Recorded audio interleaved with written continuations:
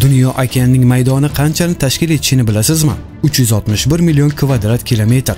Dunyoda juda ko'p turli xil ilmiy tashkilotlar borligiga qaramasdan, ular bu gigant hududni to'liq tekshira olmaydilar. Shuning uchun suv ostidan vaqti bilan yangi kashfiyotlar topilmoqda. Hatto ularga yaxshi tasavvurga ega bo'lgan odamlar ham ishonishi qiyin. Bugun e'tiboringizga suv ostidan topilgan hayratlanarli topilmalarni havola etamiz. Demak, assalomu alaykum, mo'jizaviy dunyo e'tiboringiz markazida.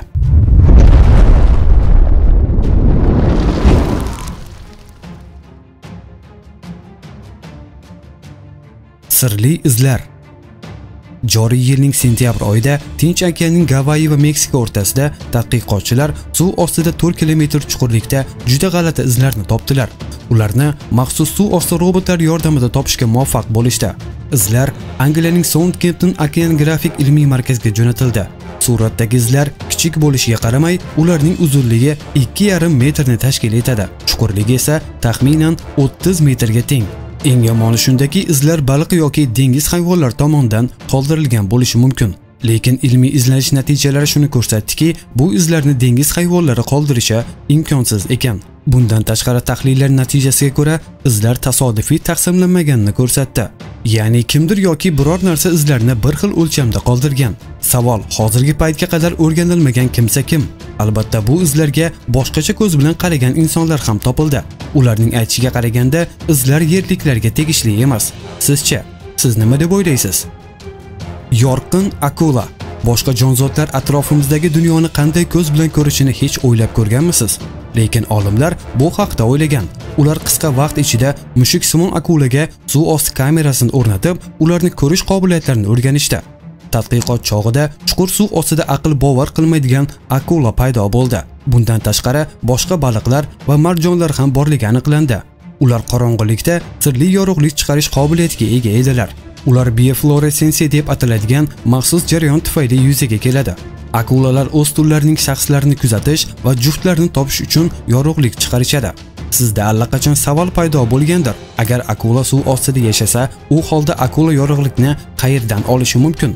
Axir yorug'lik chiqarish uchun ham ranglarni qayerdandir olish kerak-ku.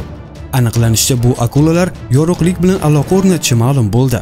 To'g'ri topdingiz. Bu infraqizil nur. Akula ushbu nurni so'rib olib, o'zida dahshatli darajada radioaktiv hosil qiladi. Sirli maxluq. Dengiz tubidagi yirtqichlar insoniyatda doimo katta qiziqish uyg'otib kelgan, chunki ular o'zgacha ko'rinishda va turli dizaynda boshqalardan ancha farq qiladi. Siz ekraningizda ko'rib turgan baliq tadqiqotchilar tomonidan topilgan birinchi haqiqiy maxluq. Uni o'rganish uchun Atlantika okeanining 1000 metr chuqurligiga sho'ng'ishga to'g'ri keldi. Shu tarzda baliqni xuddi shunday chuqurlikda ko'rish uchun sho'ng'ishdi, chunki u 500 metrdan 3000 metrgacha chuqurlikda yashaydi. Tanishing, ko'rib turganingiz dahshatli pelikan.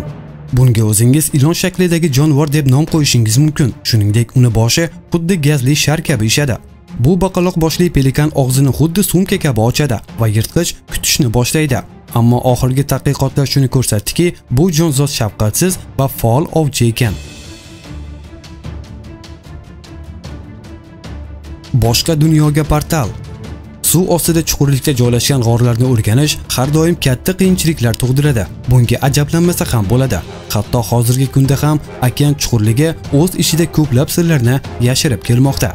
Bir qancha vaqt oldin olimlarning sa'y-harakati bilan bir necha g'or ilgari surilgan. Ular dunyodagi eng katta suv toshqini bo'lgan g'orni aniqlashga muvaffaq bo'lishdi. Meksika Yukatan yarim orolida joylashgan yoriq 347 kilometrga cho'zilgan edi. Darhaqiqat, g'orlarning joylashuvi uzoq vaqtdan beri olimlarga ma'lum edi. Biroq oldin g'orni aniqlashni uddalay olishmagan va nihoyat endilikda isbotlashlari mumkin. Bu yerda bir-biridan uzoq bo'lmagan g'or tizmalari o'zaro suv almashishni amalga oshirishadi. Shuning uchun bu juda ajoyib g'or. Eng hayratlanarli narsa, bu tizimlar hali oxirgacha o'rganilmadi. Demak, shunday ekan, bu labirintlardan har qanday narsani kutish mumkin. Oddiy taxminlarga ko'ra, eng kamida dunyodagi eng katta g'orlarni ro'yxatga qo'shish imkonini beradi. Yoki qanchalik ahmoqona eshitilmasin, bunday dahshatli kattalikdagi g'or ichida boshqa dunyoga o'tish uchun portal yashiringan bo'lishi mumkin. Sirli ovoz. 1997-yilning yozida Milliy okean va atmosfera idorasi olimlari past chastotali chinqiriq ovozni kuzatishga muvaffaq bo'lishdi. ko'p yillar mobaynida hech qanday izoh topa olishmadi. Eshitib ko'ring-a.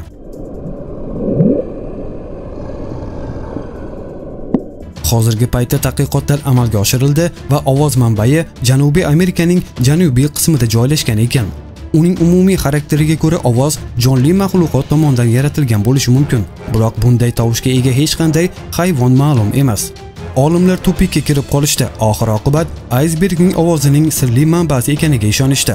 Biroq olimlar buni tan olmasliklarini aytishdi, balki rostdan ham okean tubida hali o'rganilmagan bahaybat maxluq bordir. Bugun sizlarga yetkazmoqchi bo'lgan qiziqarli ma'lumotlarimiz shulardan iborat edi. Agar video yoqqan bo'lsa, like bosishni unutmang, kanalimizga albatta obuna bo'ling. Xayr, salomat bo'ling.